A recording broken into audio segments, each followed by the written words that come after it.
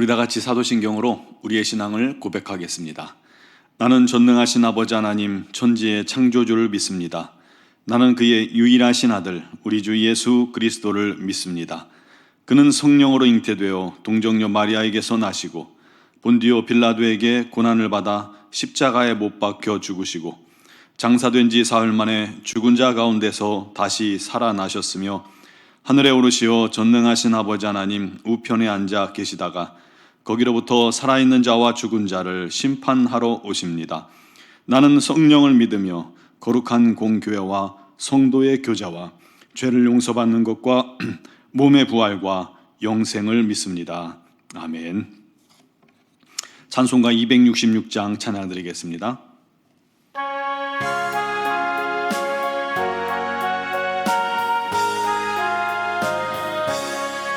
주의 피로 이룬 샘물 참 깊고 넓도다. 구원하는 그 신능력 다 찬송할지라. 찬송하세 주의 보혈 그 샘에 지금 나가 죄에 깊이 빠진 이 몸 그 피로 씻어 맑히네. 죄악 세상 이김으로 거룩한 길 가는 나의 마음 성전 삼고 주께서 계시네. 찬송하세 주의 보혈 그 샘에 지금 나가 죄에 깊이 빠진 이 몸 그 피로 씻어 맑히네. 주 예수를 깊이 아는 놀라운 그 은혜 하늘나라 즐거움이 매일 새롭도다. 찬송하세 주의 보혈 그 샘에 지금 나가 죄에 깊이 빠진 이 몸 그 피로 씻어 맑히네. 아멘. 오늘 우리에게 주신 하나님 말씀은 마태복음 8장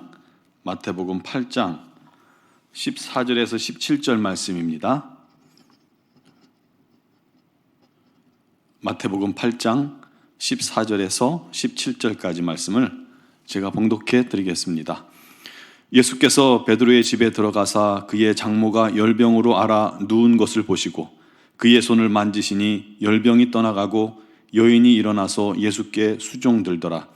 저물매 사람들이 귀신 들린 자를 많이 데리고 예수께 오거늘 예수께서 말씀으로 귀신들을 쫓아내시고 병든 자들을 다 고치시니 이는 선지자 이사야를 통하여 하신 말씀에 우리의 연약한 것을 친히 담당하시고 병을 짊어지셨도다 함을 이루려 하심이더라.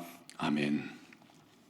제가 초등학생 때 한겨울이었습니다. 올해 참 눈이 많이 왔죠. 그때도 눈이 많이 왔었습니다. 한 20cm 정도 온 것 같아요. 온 세상이 하얗게 변했습니다. 너나 할 것 없이 뛰쳐나와서 눈사람을 만들고 눈싸움을 하고 했죠.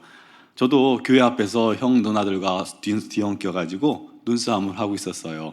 한 번은 제가 눈을 크게 만들어가지고 있느니까 던진다는 게 그만 지나가던 택시의 그 운전석역 문에 맞은 거예요. 옛날 택시라 이렇게 철판이 두껍지 않은 그런 때였던 것 같아요. 그냥 눈을 맞았는데 소리가 쾅 하니 굉장히 큰 소리가 났습니다. 다들 눈싸움하다 그 소리에 놀라서 다들 멈춰버렸죠. 그랬더니 이 택시가 가다가 서더니 그 골목길이었는데 서더니 정말 험상궂은 기사 아저씨가 내려서 소리를 쳤습니다. 어떤 놈이야?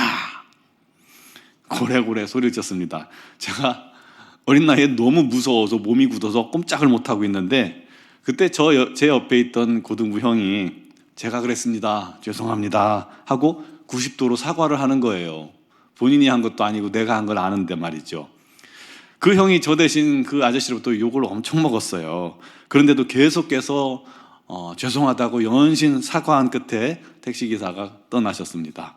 그러자 그 형이 야 이제 괜찮아 염려하지 마 하고 저를 위로해 주는데, 어린 마음에 그 모습이 얼마나 고맙고 감동되고 멋있던지요.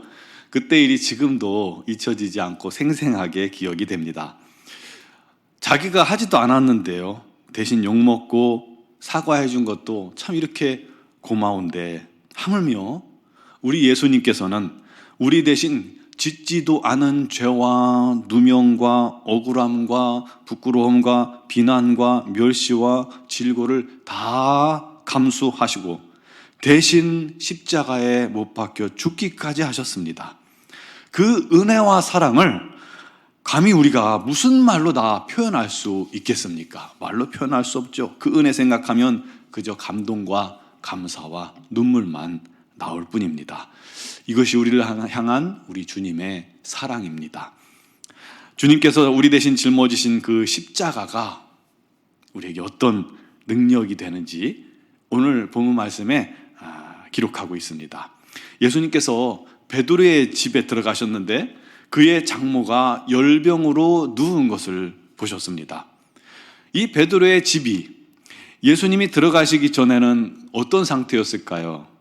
어두움이죠. 집안에 누구라도 아프면 그 집안 분위기가 참 어둡습니다. 특히 열병이라는 것은 고열이 나고 또 굉장히 고통스러운 질병입니다. 과거에 주로 마마, 홍역, 열병 이런 걸로 사람들이 많이 죽었잖아요. 약이 있는 것도 아니고 열이 높이 올라가면 자칫 죽게 되는 겁니다. 그렇게 어머니께서 끙끙 열로 말미암아 앓고 있으니 집안 분위기가 뭐가 되겠어요? 집에 참 분위기가 어두웠던 거겠죠. 여러분, 집에서 아내가 화가 나면요, 그러면 집안 분위기가 굉장히 냉랭해지고 살벌해지지 않습니까? 밥 먹기도 힘들고요, 다들 막 눈치를 보고 다니고요. 이 아내가 영향력이 굉장히 지대합니다. 반면 남편이 화가 나면요, 혼자 화가 나고 씩씩거리지 집안 분위기에는 별로 영향을 안 미치는 것 같아요. 신기하게도요. 그런데 집안에 어머니가 병에 누워 있으면 그 집안이 어수선하고 어두울 수밖에 없는 것이죠. 그런데 그 집안에 누가 들어갔어요? 예수님. 우리 예수님께서 들어가셨습니다. 여러분, 이게 복입니다. 가나의 혼인잔치에 그곳에 예수님이 초청되어 계셨잖아요. 그렇기 때문에 낭패가 될 뻔했던 혼인잔치가 오히려 축복이 되고 끝까지 기쁨이 넘쳤던 것처럼 예수님이 계시는 곳은 그곳이 복된 장소가 되는 겁니다. 그러므로 우리의 가정이 복을 받으려면요, 예수님이 그 가정에 계셔야 합니다. 자녀가 복받기 원하시면요, 그 자녀의 마음과 인생에 주님이 주인으로 계셔야만 하는 것입니다. 그러므로 우리는 끊임없이 우리 삶 속에 예수님이 계시도록 주님을 모시고 인정하고 영접하는 게 지혜인 것입니다. 가정에서, 또 직장에서, 또 친구들 만날 때도, 일을 할 때에도, 주방에서도, 차 안에서도, 자녀들 공부하기 전에도 예수님을 끊임없이 모셔드리세요. 주님, 나와 함께 해주세요. 나와 동행해 주세요. 내 안에 함께 해주세요. 그것이 진짜 큰 복이 되는 겁니다. 예수님께서 이 베드로의 집에 들어가시니 그 가정에 어떤 일이 생겼어요? 예수님이 베드로의 장모가 병으로 앓아 누운 것을 보셨다고 그랬어요. 여러분, 예수님의 눈은 사랑의 눈입니다. 긍휼의 눈입니다. 그러니 예수님께서 베드로의 장모님을 보자마자, 그가 힘들어하는 것을 보자마자 지체하지 않고 그에게 손을 잡아 주신 것입니다.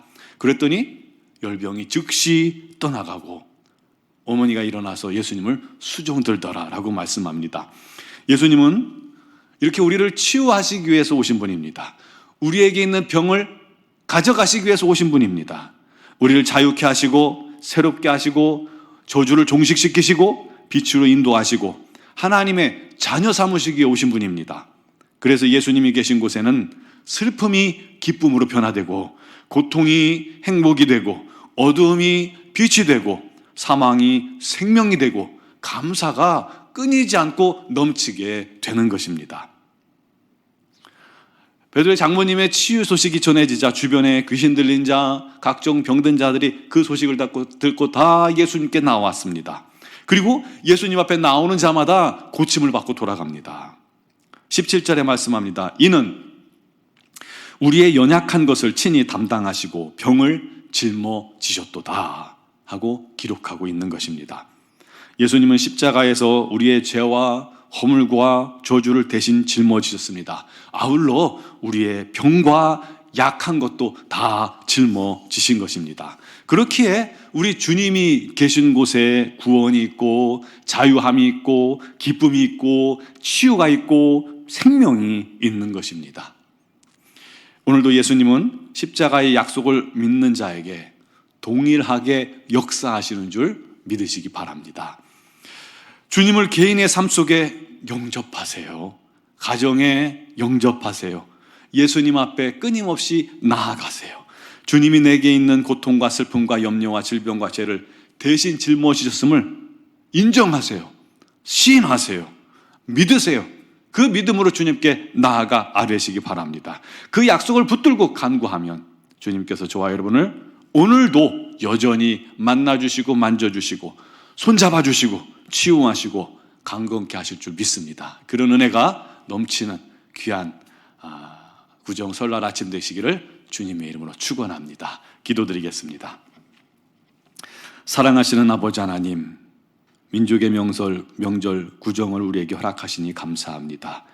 아버지 하나님, 온 가족들이 또 한 자리에 모였고 코로나19로 말미암아 모이지 못했지만 서로를 위해 또 이렇게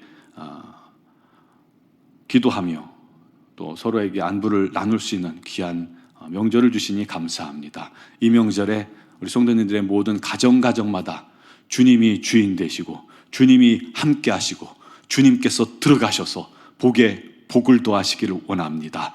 그들의 모든 행사에 주님께서 역사하셔서 합력하여 선을 이루게 해주시고 또한 여러 가지 많은 어려움과 고통을 주님께 아뢰 때마다 우리 하나님께서 역사하여 주옵소서. 무엇보다도 질병으로 고통당하는 지체들이 있습니까? 주여 주님께서 그들을 찾아가 주시고 그들을 바라봐 주시고 그들을 손잡아 주셔서 일으켜 주시고 치유하시고 쇠임 허락하여 주시옵소서. 모든 연약한 것을 주님께서 가져가 주시고 큰 기쁨과 감사만 넘치는 귀한 하루가 되게 하여 주시옵소서. 우리는 온전과 함께 모든 지체들 식구들마다 우리 하나님의 사랑이 가득한 교회요, 우리 하나님께 간증의 제목이 끊이지 않는 복된 가정 삼아 주시옵소서. 특별히 미얀마를 주님께서 기억하시고 또 쿠데타로 말미암아 전국이 혼란스럽고 그로 말미암아 미얀마 양원 한의중앙교회 우리 김은경 범한균 선교사님과 이선희 양은순 선교사님께서 또 사역에 또 위축됨을 얻을 수도 있습니다. 우리 하나님 지켜주시옵소서. 보호하여 주시옵소서. 아버지 하나님, 어떤 어려움도 당치 않게 하여 주시옵소서.